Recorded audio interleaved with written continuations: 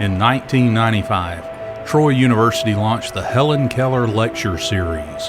The vision of Troy Chancellor Dr. Jack Hawkins Jr. and First Lady Mrs. Janice Hawkins, the lecture series was initiated to call attention to and raise awareness of the challenges of those with physical limitations, particularly those affecting sensory ability. The lecture has also provided the opportunity to highlight those who have devoted their careers to meeting the needs of the sensory impaired and to celebrate the collaborative efforts and partnerships of Troy University and the agencies and individuals who serve these special individuals. Through the years, we've been inspired by speakers such as Heather Whitestone, the first deaf Miss America, the late Senator Howell Heflin, a longtime friend of the Keller family and an advocate for those facing physical limitations, Eric Weinmeier, who in 2001 became the first blind person to reach the summit of Mount Everest and has since completed the 7 summits, the highest points on every continent. The late actress Patty Duke, who portrayed Helen Keller in the 1962 film The Miracle Worker, and later in the 1979 television adaptation of the movie, played the role of Anne Sullivan, Helen Keller's teacher. Stage and screen actor Anthony Natali, known from appearances in movies such as Jerry Maguire, Mr. Holland's Opus, and Children of a Lesser God. Coach Harold Jones in Radio, whose story gained attention as the result of the 2003 movie Radio, starring Cuba Gooding Jr. and Ed Harris. Renowned eye surgeon Dr. Robert Morris and cornea transplant recipient Cameron Stovall, and acclaimed jazz pianist and Steinway artist Marcus Roberts, who lost his sight at the age of 5 due to cataracts and glaucoma, among others. In 2016, Troy University's Department of Theater and Dance shed an artistic light on the life of Helen Keller through the performance of Helen Unveiled, a contemporary ballet by world-renowned Italian dancer and choreographer Adria Ferrali. Helen Keller once said, "Character cannot be developed in ease and quiet. Only through experience of trial and suffering can the soul be strengthened, vision cleared, ambition inspired, and success achieved." As we gather today for our 25th lecture, it is our hope that the words you hear and the legacy of Helen Keller will strengthen your soul and equip you with the vision, inspiration, and ambition necessary to achieve success. Well, good morning once again, and welcome to the 25th Helen Keller Lecture here at Troy University. I'm Kerry Palmer, the Dean of the College of Education here at Troy, and it is my honor to bring you greetings and to introduce our Chancellor. As you saw, the Helen Keller Lecture Series was established by Chancellor and Mrs. Jack Hawkins Jr. to honor the life and legacy of Alabama native Helen Keller, who overcame tremendous obstacles to emerge as a champion for those who must navigate life with sensory challenges. Today, we continue this great tradition of providing hope and inspiration to those gathered here as we welcome Luke Murphy to Troy for our 25th lecture. It is our hope that today's message lifts you up and provides you with a desire to serve and make a difference, despite your present circumstances. We are also hosting today our Future Teachers Summit in the College of Education, and I'm delighted to welcome participants in this summit to our lecture today. We have close to 100 high school students in attendance from as far north as Shelby County and all the way down to Baldwin County and points between. Welcome to Troy, and thank you for your interest in educating the youth of tomorrow. I'm also pleased to recognize students from the Alabama Institute of Deaf and Blind, and I'm told that they have been delayed due to some bus trouble, but they may be coming in shortly if they have not already done so. These students are coming to us from Talladega today and will spend the day on campus, and we certainly welcome them and their teachers to Troy. Here at Troy, we're blessed with outstanding leadership, and I'm pleased that so many of our senior administrators are in attendance this morning. I would ask that these individuals please stand when I call your name and that the audience hold all applause until everyone is introduced. Dr. Lance Tatum is our Senior Vice Chancellor for Academic Affairs. Dr. Jim Bookout, Senior Vice Chancellor for Financial Affairs and Online Education, Mr. Sohel Agbatwala, Senior Vice Chancellor for Student Services and Administration, Dr. John Schmidt is the Interim Senior Vice Chancellor for Advancement and Economic Development, Mr. Brent Jones is our Director of Athletics, Dr. Judson Edwards, Dean of the Sorrell College of Business, Dr. Stephen Taylor, Dean of the College of Arts and Sciences, Dr. Hal Fulmer, Associate Provost and Dean of First Year Studies, Dr. Mary Ann Templeton, the Dean of our Graduate School, and Mr. Ray White, who is the Vice Chancellor of our campus in Montgomery. Please join me in thanking these administrators for their great work.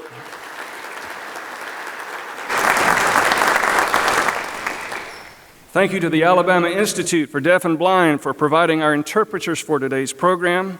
We're delighted to have with us Beverly Bounds and Sydney Sykes, and I'm happy to report that Sydney is a graduate of our interpreter training program here at Troy, so welcome home to Sydney. I would also like to recognize and thank Mrs. Judy Robertson, the director of our interpreter training program, Mandy Hobbs, Rachel Arnold, and all of the behind-the-scenes people in the college and in the Chancellor's office that helped put this together. We appreciate you. The Helen Keller Lecture would not be possible without the vision and foresight of its #1 champion, our First Lady, Mrs. Janice Hawkins. Please help me thank Mrs. Hawkins for her leadership and dedication to this great work.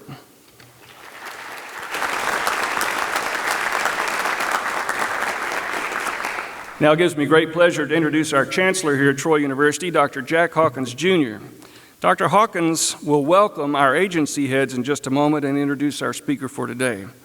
Chancellor Hawkins arrived in Troy after serving 10 years as president of the Alabama Institute for Deaf and Blind.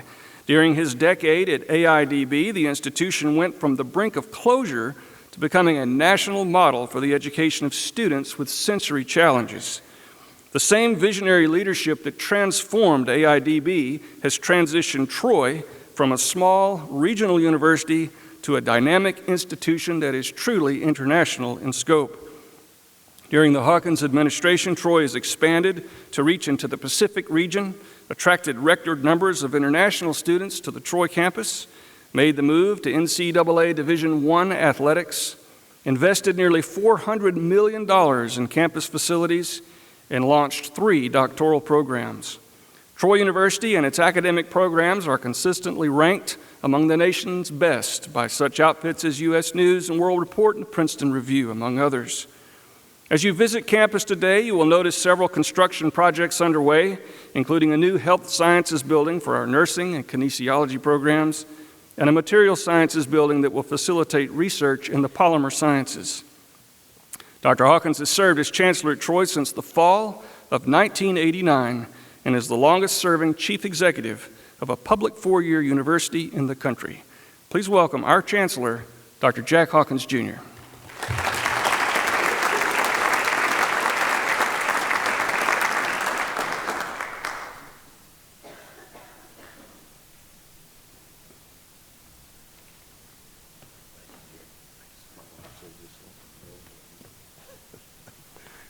Thank you so much, Dr. Palmer, and thanks to all of those that you mentioned for helping bring all of us together here on this very special occasion.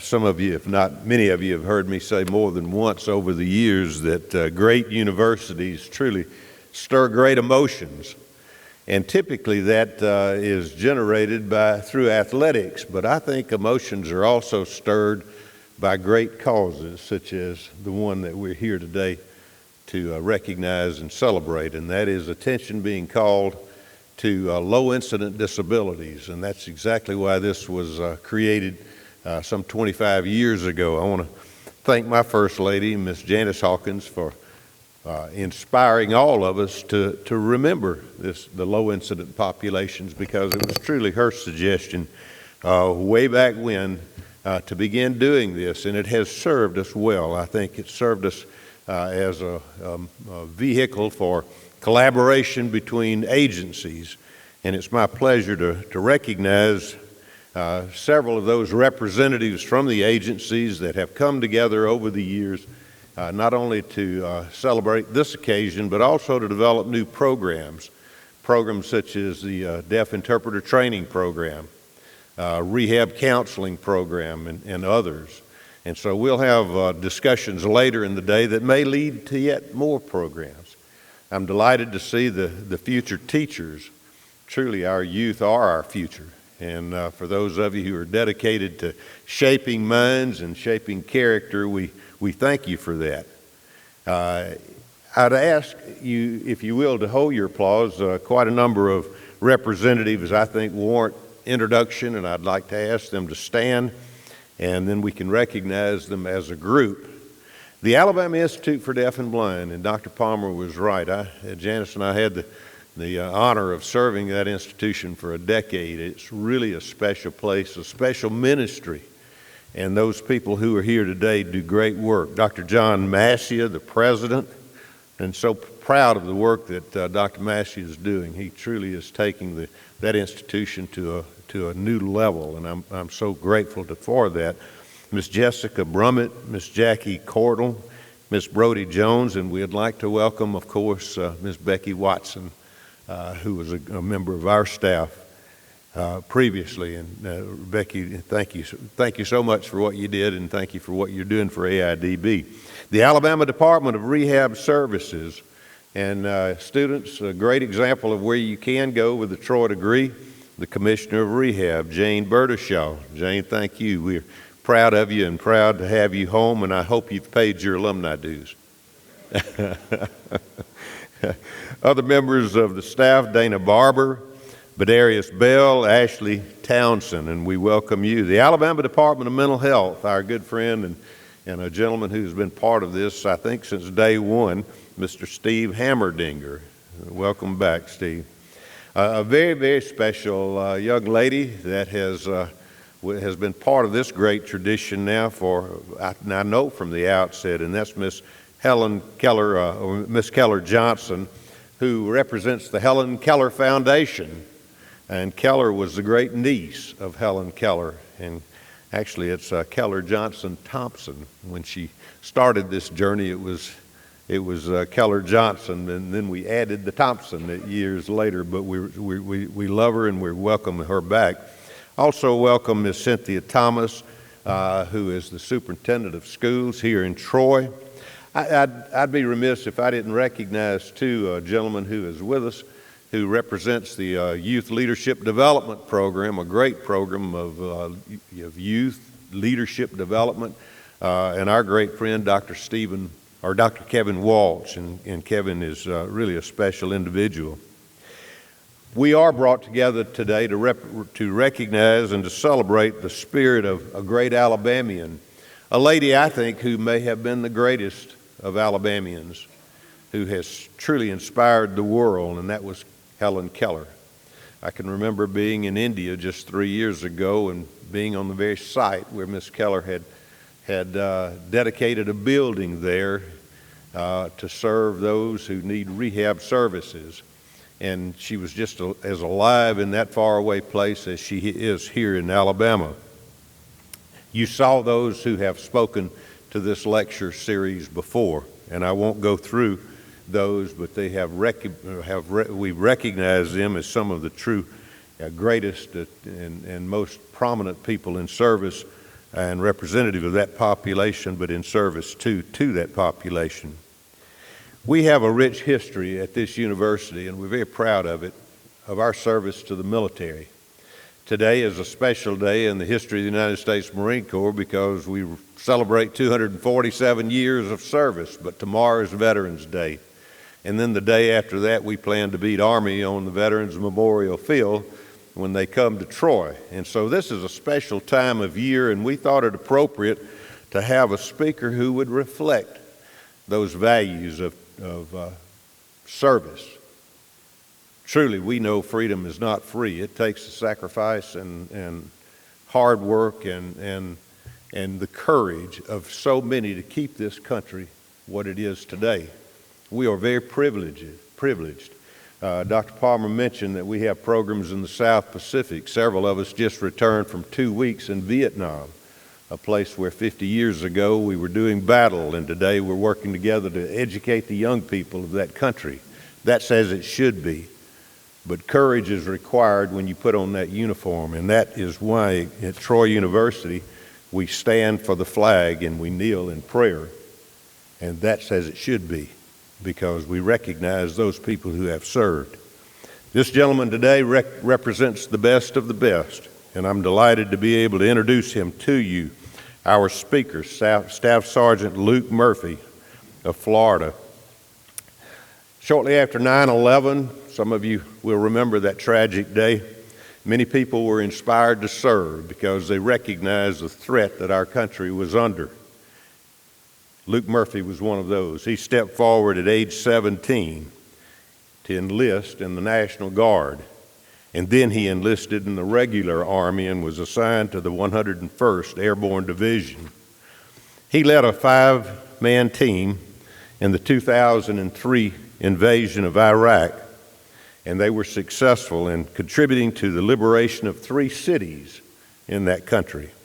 Sergeant Murphy returned to Iraq for a second deployment in 2005, and it was on that occasion that he was leading a 10-man recon team on April the 25th, 2006, and it was then that his life changed. In the aftermath, he went through 29 surgeries at Walter Reed Army Medical Center, and after retiring from service, Sergeant Murphy came home, received his bachelor's degree from Florida State University, and has worked in commercial real estate. But his real passion, and one that he has perfected, is speaking on behalf of America's wounded warriors. He co-wrote a memoir entitled Blasted by Adversity, The Making of a Wounded Warrior. He did that in order to give voice to a whole new generation of wounded warriors, people who have truly paid a high price so that all of us can enjoy the freedom we enjoy on a daily basis. We have a video that I think will characterize better than anything I can say what Luke Murphy has experienced, and I would ask that we show that, and then I would ask that Staff Sergeant Luke Murphy honor us by sharing his message.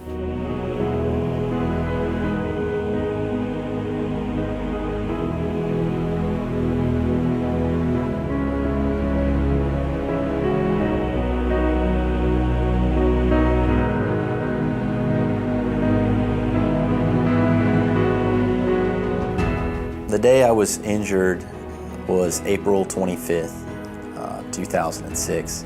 We were operating in Solder City, Baghdad. I was in a Humvee in the front right seat, and my bumper had triggered an infrared laser that was attached to a roadside bomb, detonated in the side of my vehicle, removing my right leg instantly and blowing my left leg in half. I was laying there, drifting in and out of consciousness, and I felt this incredible sleep coming upon me.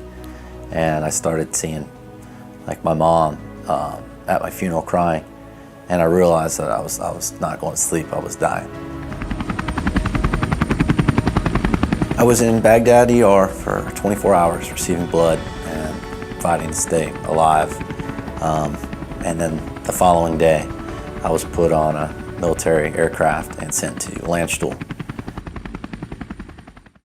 They put an external fixator on my leg and to hold all the bones together, and I would walk with this huge cage on the left leg and a prosthetic on the right.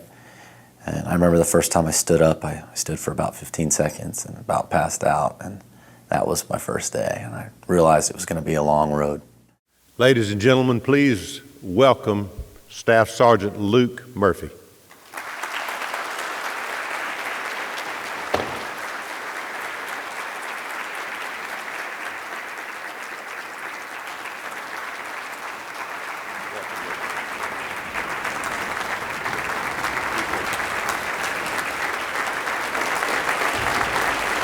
Thank you, Chancellor.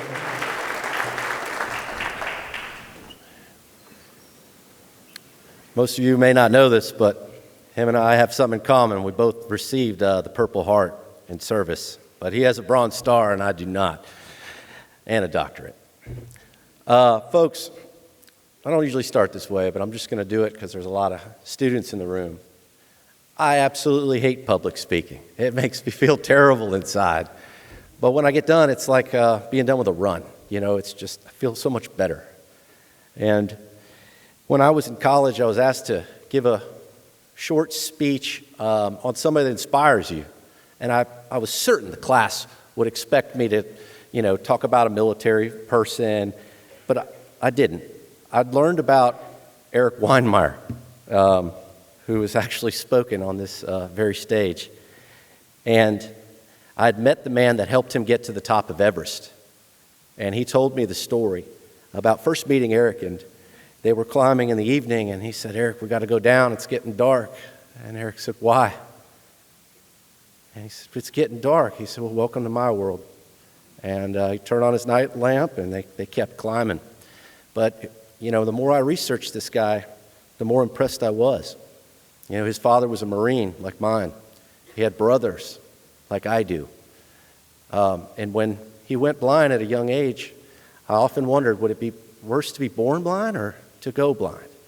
And I think it'd be worse to go blind, that's my opinion, because you would know what you'd lost. But they never left him behind, and they brought him everywhere they went. And some of the greatest athletes in the world have died on Everest, but not Eric. And if he was able to climb that mountain or the 7 highest mountains, I knew I would be able to beat my injury and climb my personal mountain. And I've never had the privilege of hearing him. And if there's anybody in the room that has heard him, I'll go ahead and apologize. But it's my goal today to be the second best speaker to ever come to Troy University, behind my hero, Eric Weinmeier. So I grew up in a rural setting with brothers. I can thank them for my competitive nature. I could never keep up with my big brother. He never let me win, and I have to thank them for that. When I was 17, like the chancellor said, I joined the military. I was not some adrenaline junkie. I could never have been awarded a scholarship to play anything at Troy. I was kind of an average guy, but I learned through all this, I was never going to be the LeBron James, or I was never going to be the best. I was never going to be the first like Helen Keller. But it's my goal to be the best version of myself and to be, the Michael Jordan of love, of patriotism. I'm here today for you and really not for me. I'm here to give a voice to those who lost it. And it's everyone's right and freedom to do whatever they want in this country, but I'll tell you, I have no animosity with the guys that blew me up, none. But it really hurts me to see people trash the country. Of course, like I said, it's their freedom and right to do it, but we're standing on the shoulders of giants, and we should do things to help and not hurt. When I got to Iraq, I quickly learned that war was not like what I expected. It was not what I planned. It was not anything that we could have really trained for. We train so hard, folks, that we get broke in training, broken legs, broken hips. We have head injuries. People get paralyzed, blinded. It has to be hard, because when you get to war, it's freaking hard. We have to train for the unexpected, so we're surprised by nothing. And, when I give these talks, I wonder which stories will I tell and how will I morph them. And, every audience is different. I like to know who the audience is. Today, I chose a guy I think will be quite fitting. We were walking on a patrol mission in Baghdad early 2003. We had making several turns through the city. Next thing you know, we'd walked 7, 8 miles, 10 miles. We got 50 pounds of gear on. Our backs are hurting. Our boots have no insoles. It's just your feet and some thin layer of rubber, and all the weight kills you. 4, 5, 6-story buildings. The threat could come from anywhere. You got to have a head on a swivel. You could throw out a plan. Plan's not going to work. It's better to be reactive and just able to do. And I learned in combat that, you could be the smartest and the studliest, but sometimes those guys actually don't react the best when the bullets start flying. We had made a right turn walking on this patrol. 6, 7 guys on the right side of the road, 6, 7 on the left. A couple leaders in the middle, medic. And an Iraqi man came up and said, hey, you guys aren't welcome here. Go ahead and turn back. And of course, that's not how it works. I mean, we're going this way, and that's just the way it is. Well, about a minute later, I didn't see her coming, but a little 5 or 6-year-old girl came up from behind us, and she was holding an explosive device. I imagine it was a grenade, and somebody must have pulled that pin and held it to her and closed her little hand and asked her to walk it up to us. So all of a sudden, I felt the loudest boom and blast I'd ever felt. I was temporarily knocked out, and then I woke up and I was still on my feet. I've been in major car accidents. I played football. I've been pounded by my brother and others, but nothing hit me like this before. I was covered in blood and pieces of my friends, and I knew I needed to get to the side of the road and get down and get cover, fire back, see who was hurt.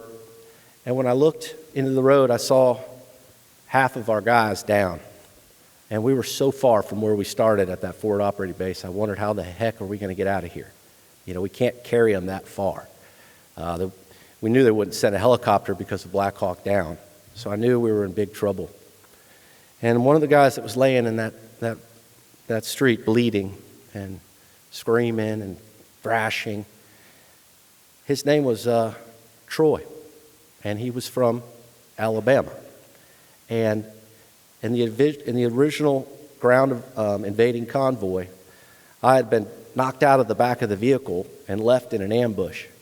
And I remember in basic training, they would sing these stupid songs like, "One day you'll be alone, all alone in a combat zone." And I'm like, I'm not going to be alone. This is not Vietnam or, Korea, World War II. And hell, here I am all alone. And there was nothing I could do. The enemy was way too far to do anything about. And they were just shooting it up. And rocks and dirt is stinging me in the face. And I'm on the ground. When I got knocked out, my weapon was pinned in the tailgate and did not come with me, so I had no weapon. Felt like an idiot. For years, I couldn't tell this story. A vehicle was coming through the blast and through the smoke, and there was another one on fire, and the guys were just letting us have it with machine guns. And it was more confusing than scary. But I jumped up in front of the vehicle, and they almost ran me over. So I was like, well, that didn't work. I'm a deep thinker. But the next vehicle was Troy, and he ordered his driver, pull over. He saw me. And I ran in the back of the Humvee. It was a box truck. It had all kinds of supplies for this invasion. And they had put, 150 knots into the back of this tarp. If you're not a Boy Scout, we have a saying, can't tie a knot, tie a lot. But I'm like trying to get this thing open, and Troy's like, get on the hood.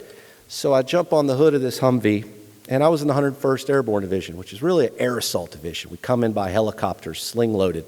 It's better. We can get in fast and get out.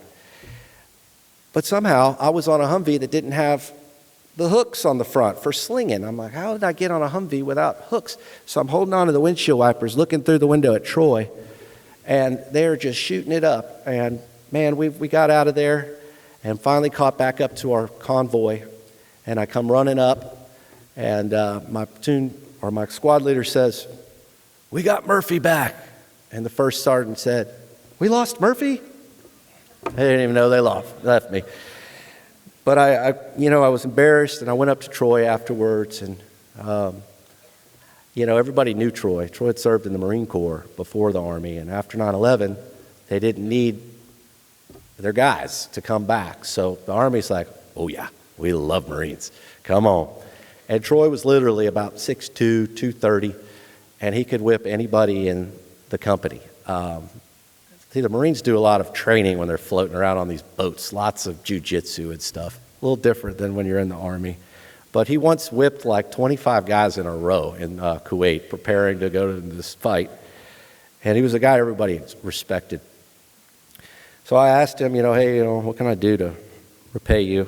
And he said, "Get me a bottle of tequila when we get back." Well, now it's April and we're in Baghdad, and Troy's on the ground, and I'm trying to figure out what in the hell we're going to do, and we're trying to stop the bleeding, and we get everybody out of there eventually, throwing them on trucks, just whatever we could do, and we get back, and we're cleaning up our stuff, and somebody walks up and sets a heavy machine gun down on the ground next to me and said, "Hey, you're a saw gunner now." And because one of our saw gunners was wounded and had to go home. And, I'd never carried that sucker except for a little bit here and there. And now, I'm going to have a 30-pound weapon on the front of me. I'm going to have to learn, how to run this belt-fed machine gun and control it. If bad guys are shooting in the crowd, I got to be able to get them and not innocents. And, it's unbelievable. And they throw down these pouches that are designed to carry hundreds and hundreds of belt-fed rounds. And, they still have blood on them and pieces of meat. And, it's just more than you could ever really understand. And then they called us all over and told us that Troy didn't make it. And that was tough. In fact, whenever I see the word Troy, it's a negative thought and a sad day. But he's one of the reasons I do this, because he can't do it anymore. And I think we should all be proud of him. So we went back home after a year of fighting, and I won't tell you the rest of all the stories. But I started training men to come back to Iraq. And I had like 40 days left on my 6-year contract. And the Army initiated stop loss. And they told me I was going to have to go back to Iraq. And I was like, hey, I'm not a wimp, but I've had my fill, and I'd like to go to college. And I've got a serious, I'm in a serious relationship with a girl in Florida State. And this isn't good for me. And they're like, that's great. Go get your ID card changed, because your date doesn't say when you're getting out anymore. It says indefinite. And so I called my dad, the Marine, and he said, well, that's not right. You stood for your end of the deal, and a man's got to stand for something. You just come on home. I said, Dad, if I come home, I'll be AWOL. I could never vote again. I couldn't buy a gun. If I get pulled over, I'm going back to Fort Campbell in handcuffs. And I thought about what my dad told me, and I went and saw, my team of 11 guys, and they're like, well, what are you going to do? I was like, well, we're going back, boys. And, I toughed it out, and we redeployed. And when I got to Iraq, they sent all the squad leaders, staff sergeants, into combat first to learn from the unit that we would be replacing all the streets. So we had 2 days to learn a city the size of maybe Birmingham and Montgomery combined. Baghdad, 2 million people. And so, 2 days to learn a whole city, every route. That's about right. That's what they do in the military. And on our second day, riding with this other unit, we rode by a car, and the guy was very clean shaven. And it's not normal there, but that's what they do when they're getting prepared to kill themselves. And all of a sudden, I felt the back end of my vehicle lift, and here's this boom again. And I see this torso fly over my vehicle and land in the road. And I'm like, oh my God, this is one of their guys. And luckily it wasn't. It was the bomber. But there was a little girl playing on the side of the road once again, and she was killed. And a couple of our guys were wounded. And somehow I knew right then I wasn't going to make that tour. It's like, I've got 363 more days. Holy hell. But you just can't operate scared. You can't be afraid. You got to somehow trick yourself. When you're preparing to go out on mission and you're hearing bombs going off, you say, oh, well, there's a couple less bombs out there now. It's just an interesting way to be able to overcome. Well, along comes April 24th when Troy died. And we were asked to go into Solder City.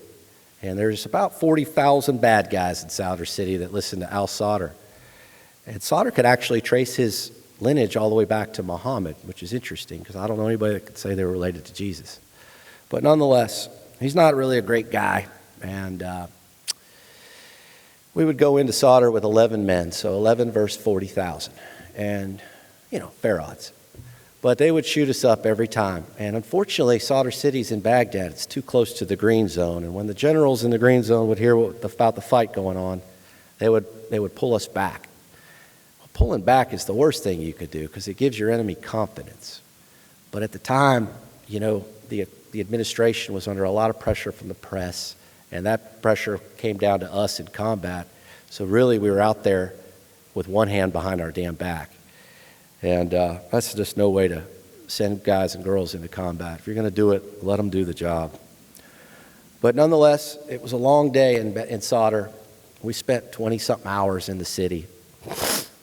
We were working with the FBI and CIA and a few other weird organizations that day, and that doesn't happen as an infantryman usually. We were looking for a mass grave. They were building the case against Saddam Hussein, and everywhere we went, if he didn't like this village, boom, kill them all, put them in a hole.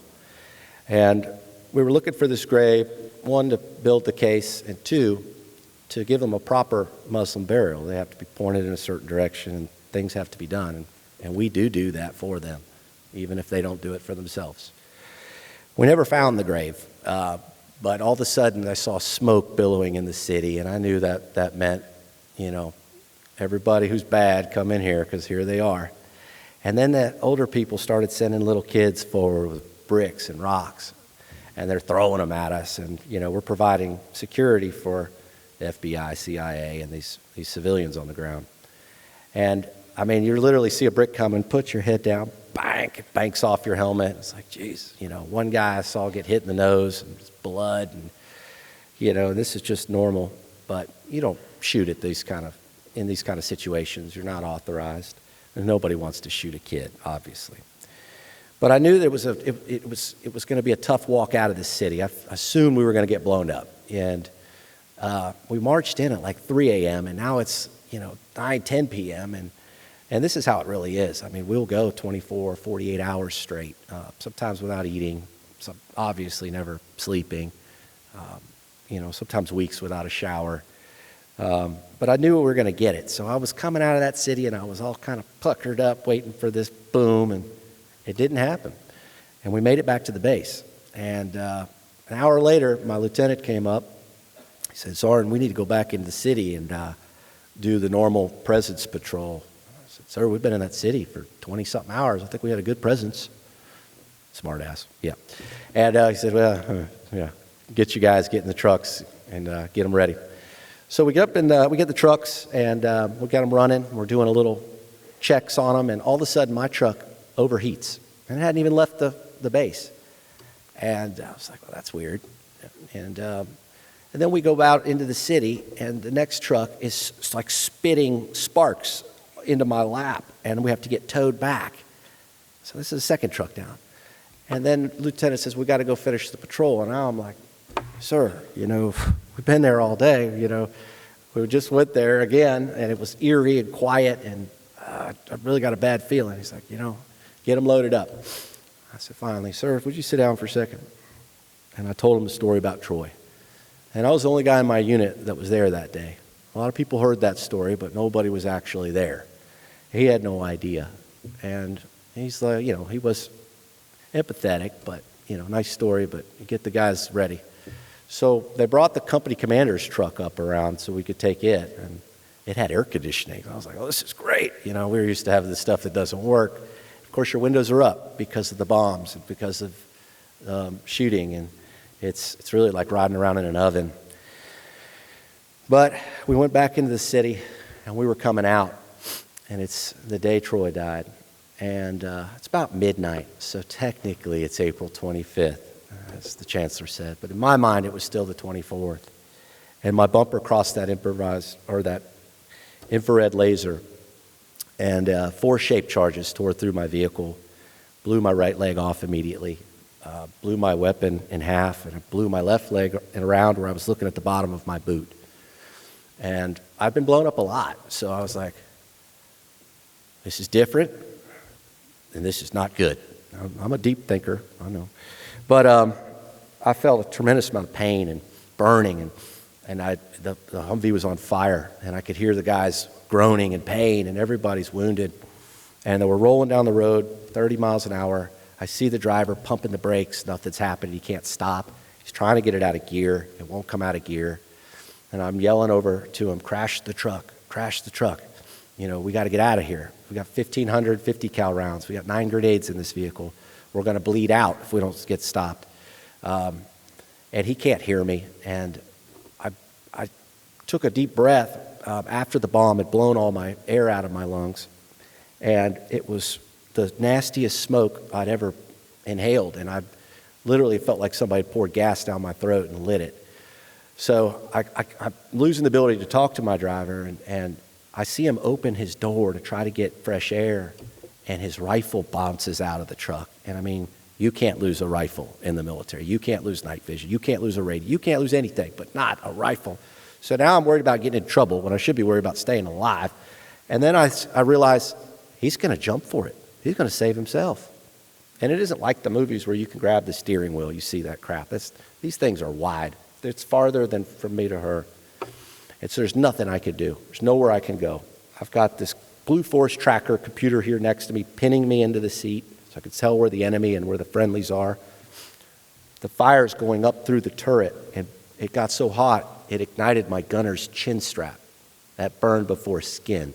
And he had this permanent, just nasty burn here. His leg was compound fractured. Back left seat was Sergeant Roberts. His leg was compound fractured. And I see the driver shut the door and decide to stay in the fire with us. And you can't train that, folks. That's just love. And it's like, thank God. And then he crashes the vehicle into the wall of Solder City, which is 10 feet high and 3 feet thick. And we go halfway through the wall and stop. Now, there's nobody in the back right seat because it sits on top of a fuel tank. And our vehicle doors are locked.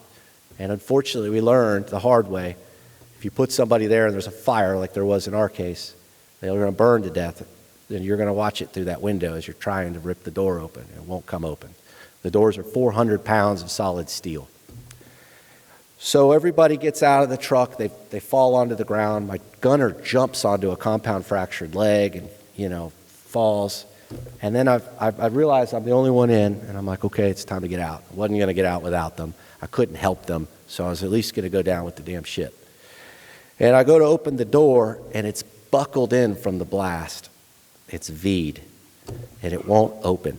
And so I start elbowing that sucker, elbow against steel.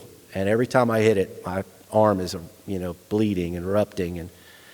And eventually I was able to knock that door off its hinges and knock that portion of the wall over.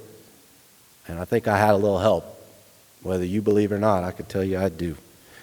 And I rolled out onto the ground, and it felt so much better outside than it did in that burning damn Humvee. And I felt like I crawled 100 yards, but I went about 5 feet. I rolled over onto my back, and then I realized my tourniquets were on my back. And so I tried to roll again, and I was done. I didn't have any blood. I had no power. And I never wanted to be a hero, and I'm not a hero, but I just didn't think I'd ever be in a position not to be able to help myself and have to rely on everybody else. It's just such a terrible feeling. And as you saw in the video, I literally started drifting off, and I saw my mom crying at my funeral, and I said, I'm not going to do that to her. And I fought like hell to stay awake. And I was the only guy on the wrong side of the wall. Everybody else was in the street. So when we get blown up, we always do something different. That way the enemy doesn't put a secondary bomb out and get the next, guys responding. So every time we leave the base, we come up with a plan. Every time. And every time we come back, we go over the plan. How did it work? After action review. What could we do better? And that day we decided if we got hit, we would blow through the ambush.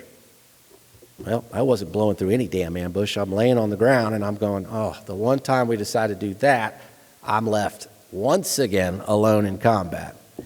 And so I'm trying to stay calm because I remember how Troy struggled. And I thought, man, if I stay calm, I won't bleed out. And I also didn't want to be discovered by the bad guys and drug away. They used to like to cut our heads off and send the videos home to our families. So I've got half of the gun with me, and it just won't shoot anymore. It's just a pistol grip, and I'm like, and I'm waiting for help. And finally, my driver comes to me. The 50 cal on the vehicle was shooting, boom, boom, boom. And that's not how they shoot. They usually shoot, but it was cooking off from the fire. And so he had to go in front of that 50 cal and time the rounds and run in front of it to get to me. And when he got to me, he saw I was charred, black, my femurs hanging out. I saw him like, almost throw up. And he's like, I'm going to go get the medic. And it's not what we're supposed to do, but I got it. The situation was a little much. The medic comes running around, and he was a kid named, I'll just leave his name out, but he was born an American, but of Mexican descent, and he was not a citizen. And this is his third deployment. Someone like that has done more than most Americans and just didn't have the luxury of being born a citizen. But Doc comes up and he says, "How you doing, Murph?" And I'm like, "I'm fine." Macho infantry guy. He's like, "You need morphine?" And I remember morphine can lower your heart. It can kill you just to make you comfortable. And I said, "Nah, I'm good." He said, "Good, I wasn't going to give you any anyway." So we are joking. And, they put the tourniquets on me. They run me back to the forward operating base. They put me on a helicopter. And my first sergeant, he's from Louisiana, he said, "Sergeant Murphy, I'm putting your wallet under your head." And I'm laying there, and I'm like, "All right." And I hear Jefferson, one of my guys, whimpering. And I'm like, "What's wrong, Jefferson?" And in a raspy voice. And he said, "It hurts, Sergeant." And I told him to quit being up, and I won't say the word. And so he starts laughing, and Roberts is laughing. And First Sergeant says, the whole company's out here crying, and you guys are in here joking and smoking. And about that time, the bird took off, and we left. We get to Baghdad emergency room, and they put us on the back of a John Deere Gator, this bouncy thing, and oh my God, my bones are all moving, and so painful. And they bring us into this big tent, and I'm like, a tent? I want walls, man. I'm feeling a little vulnerable right now. And my one guy, Roberts, says, "Can I go to sleep?" We hadn't been to sleep in days. And they said, "Yeah, you can go to sleep, but you can't." And he pointed at me, like, "You got to stay awake. They're not going to tell you you're going to die, but they're telling you if you go to sleep, you might die." Then they asked me if there's anybody I want to call. And I was like, "I don't want to call anybody." And they're like, "Sure." I was like, "Yeah, I don't want to call anybody." And they're like, "Son, you may not make it. You don't want to call anybody?" I was like, "All right." So I called my mom, told her I'd been in a fire, and that's why my voice was so bad. But I said, "I got a scratch on my leg." Not true. And I didn't want her to worry, and I was embarrassed. And then they called my girlfriend. I told her the same story. And she hangs up the phone, starts crying, and all her friends are like, back at Florida State, they're like, "What'd he say?" He said he had a scratch on his leg. I'm like, "Well, that doesn't sound bad." She says, "Well, you don't know him." She knew I'd lost my leg. So I tricked Mama, but I didn't trick her. And I went to Walter Reed. And before I got there, I was in Landstuhl, Germany. And the surgeon asked me to sign a form so they cut off my other leg, because I was missing 9 inches of calf. And both my tib and fib had been compound fractured. And the doctor said, "I don't think we could save this leg, and you'll be so much better off if you do this, because prosthetics are wonderful, you'll be up and walking." He leaves the room, and a nurse walks in and said, "Don't sign that. Don't sign that." He doesn't know that. You never know. You may be able to keep it. You can always have it cut off later. It's called limb salvage. And so the doctor comes back in. He's a colonel, and I'm a staff sergeant. You do what the hell you're told in the infantry. And he says, "You didn't sign the form." I said, "Well, I think I want to try limb salvage." He goes out there, and I could hear him chew that nurse's butt. Oh, my God. But because of her, to this day, I still have my leg. And I'm very thankful of that. I went to Walter Reed. I was around all these guys and girls. A couple girls lost their legs, and guys lost their legs. Guys been shot, blinded, burned, paralyzed. And there was no pecking order or hierarchy like there is in the military. But I quickly realized if somebody had been there longer than you, or if they were wounded worse than you just kind of give them that respect. So I'm going down the sidewalk, and I'm in the wheelchair, and I got one leg out, and it's in a cage, and I see this younger private coming my way. It's double amputee. So I get off the sidewalk, whereas just a few months ago, I might have told that guy to go do some push-ups or something. And he doesn't even say hi, and it was interesting. Military always wants to assign some sort of rank, and the rank was just have respect and be empathetic, and it was like an unwritten code. I had 29 surgeries there. I've had 41 since total. I got a bad infection from the blast, and we've just never been able to kill it. So the other surgeries have been slowly cutting off more and more of my leg. When I first got asked to do this, I thought, being blind to me would be the worst, or deaf, and I don't know if I could do that. But it isn't really about a pecking order now. It's about the power of telling your story. If you're willing to tell your story without notes, without a teleprompter, you come across candid from the heart. And I recommend if you ever get an opportunity to do this, you do it that way. But there's just nothing more powerful than your story. And while I'll never be first like Eric Weinmeier or Helen Keller, I've also never been last. And I'm never going to quit, and I'm never going to give up. And folks, if I could leave you with anything, just like I saw in that short video, one of the best measures of character, whether you're blasted by adversity, whether you're blessed with prosperity, we all get knocked down. It could be a tough class. It could be a bad accident. It could be a bad breakup. It could be cancer. It could be anything. But Helen was right. One of the true measures of character is what you do when you're knocked down. It's how you get back up. It's how you respond. People ask me all the time, how long did it take you to get over this? I'm not over this. I have to fight this every day. And I wake up happy, and it's a personal choice, and I'm going to go forward. I'm going to live for my buddy Troy. I'm going to tell his story and other stories, and I'm going to be, a leader by example. And while I know I'm not the best speaker or, the best at anything, I'm going to try my damn best every day. And I hope every one of you will do the same. As you go forward in life, just remember there's lots of ways to serve. When I was at the hospital, I thought the physical therapists were killing me. I couldn't trust them. I'm like, I don't know if I can do this. It hurts bad. I feel like my staples are going to blow out. But I had to trust them, and I had to push through the pain. And I realized they gave me my life back. So if there's people in this room that are going to help folks in the future with disabilities, you can help them get their life back. You can help them have a life worth living. You can learn from them and help others.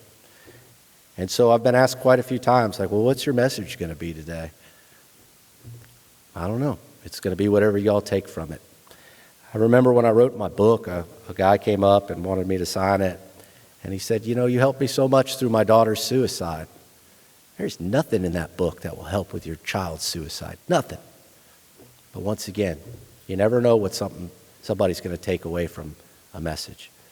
And yeah, it's a little bit vulnerable to get up here and tell a story that's painful and that hurts. It continues to hurt me to this day. But I'm glad I could do it. And I'm glad I've got whatever muscles I've got left. And as long as there's air in these lungs, I'm going to do my best. And, I left 2 kids and my wife in the middle of a hurricane to come here and be with you. And it's my duty when I get home to raise them right. I think you only got one chance to raise a kid right in this country. And I hope if some of you become parents one day, you'll take that very serious and guide them in the right direction. And once again, I just want to thank y'all for this time, this platform. Not every university is wise to have people like this come in and shake it up a little bit. But it's been my honor. I hope you take away something great from it. And once again, thank you, Troy. Thank you, Chancellor. And I appreciate everyone in this room for everything you've done, everything you're going to do. God bless everybody. Thank you.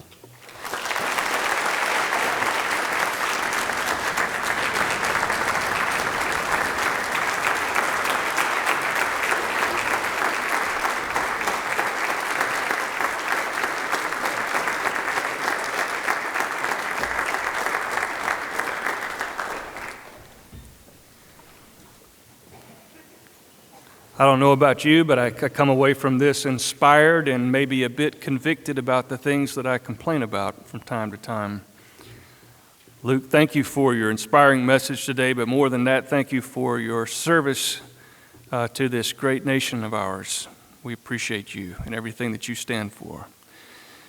I want to thank everyone for your attendance today. I hope you found this lecture to be as inspirational to you as it has been to me. In just a moment, I'm going to ask that our agency heads that are here, our guests today that will be having lunch with us in just a moment, if you would please come down front at the conclusion of this program. We have some photographs that we would like to take, and then we will transition over to our dining facility for our luncheon. And to the rest of you, again, thank you for your attendance. To our high school students, welcome to Troy. You're always welcome on this campus. And I wish all of you a wonderful Veterans Day holiday. Thank you. This concludes our program.